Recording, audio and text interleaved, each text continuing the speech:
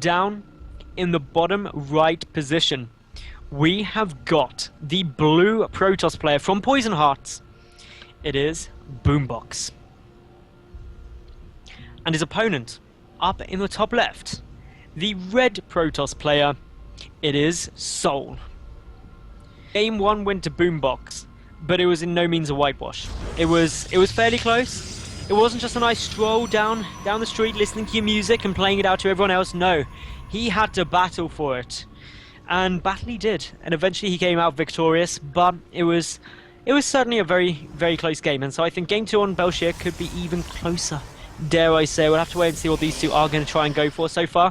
Both putting pylons in their main base, which is generally a good sign that it's not going to be any super aggressive play. But likewise, just got to keep a small eye out for any kind of aggressive stances that these two could take, whether they take a really quick expansion or not, whether they both send their mothership cores out on very aggressive paths to their opponent's base to scout and try and pick up some probes, and whether anyone tries to hide anything, because that can always be fun. DTs in PvP are usually quite hilarious, especially if you... Nothing is more amusing to me as a caster, casting a PvP, than if both players go for Dark Templar. There's just something beautiful about it, especially if neither one scouts, which admittedly isn't very often. Usually one player scouts, gets a sentry, force fields off and wins that way. But if neither player scouts, they both go for DTs, and they then both just have no clue. It's so comical. It's absolutely brilliant. I love it. It's really fun to watch. I cast a game on my YouTube channel a few months ago like that. It was between Grubby and someone actually, and it was just the funnest thing I've cast in a long time. But yeah, anyway, here we go. We've got the probe coming in scouting here at the moment for SouL, who I know I just watched going the entire way across the map, but that's because probe adventure is always fun. But not to show favoritism, Boombox's probe now is getting a good little scout out too. Both players just going about their normal stuff, to be honest. 2 gases coming down for both of them. Second one's getting taken. Cybercore's coming down. Things looking fairly standard. No real way to get any indicator of variation, playstyle, really mid-game choices. So things going on. And I just saw the greatest comment in the Twitch chat ever as well, by the way, that I've just begun to like PvP from someone. That's Swish. I love people liking PvP. Yeah. Like all the matchups, like me. Actually, I'll rephrase that. I like casting all the matchups because, all in all, playing ZVZ, I find the most stressful thing going. It is ridiculous. Now, Pro is getting forced back by Mr. Zealot here. SouL Zealot is just going to say no. No more scouting. Meanwhile, SouL is still sitting around here, having have a nice time, just like sitting around, taking a nice little look, going, okay, nothing really coming down, no Nexus here, all good. Meanwhile, Mothership Core is down for SouL. No Mothership Core quite yet for Boombox, but it's on its way pretty quickly. And yeah, everything fairly fine. Just going through, and nothing too scary is occurring for the time being. SouL going for a very similar build to Game 1. There's the Twilight Council once more, so could be for Blink, could also be for a nice quick Dark Shrine. Twilight Council also coming down here for Boombox as well, so they're both going for either Blink or potentially also going for DTs. It's all scary times. One Stalker here for Boombox is going to try and take out the Mothership Core, but he's being very cautious, getting a couple of shots off while backing away, being really nice, safe.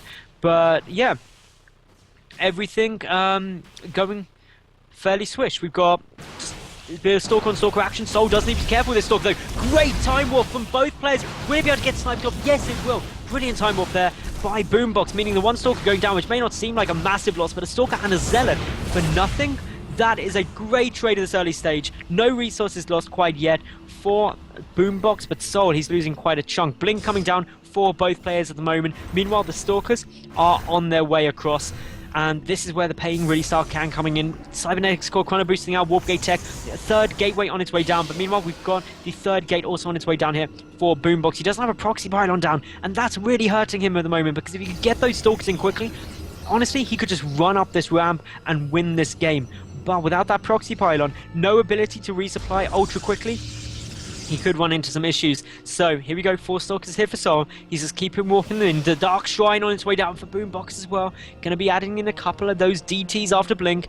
But SouL, he's got the proxy pylon. And that proxy pylon could be the all-important thing, because that's going to allow him to get those warp-ins down. Proxy pylon at the moment for Boombox, a long way away from his opponent's natural base and main base, But SouL, he's moving out with these Stalkers. They're going on a perilous journey across the map. They've got to be careful, though, not to go in vision of these Stalkers and the Watchtower, but they do get seen, and now this is where some trades could get going on. Blink is about to kick in for SouL, but it's not yet done for Boombox. That means that these Stalkers for SouL could trade more cost effectively. Didn't quite manage to snipe down that Mothership Core. Only eight health points remaining, but the Dark Shrine, very nearly done for Boombox. And as we can see, no detection at all available for SouL. He does not have a robotics facility, does not have a Stargate, and does not have a photon cannon or even a forge to make one.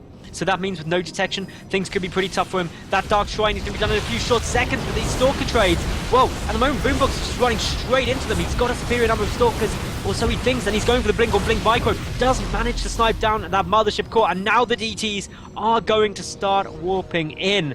And yeah, this is where DTs could win the game for Boombox, because there's no answer to them. There's no detection here. There's not even a sentry down in order to get the force field off, because, of course, as many Stalkers required as possible when you know that your opponent's got a Mothership Core, and they're going to be able to blink up into that high ground. But in comes the DT, and there was just nothing that Boombox, that SouL can do about it. And Boombox gets the GG the second that little shimmer of a DT is shown, and that means Boombox takes this series 2-0.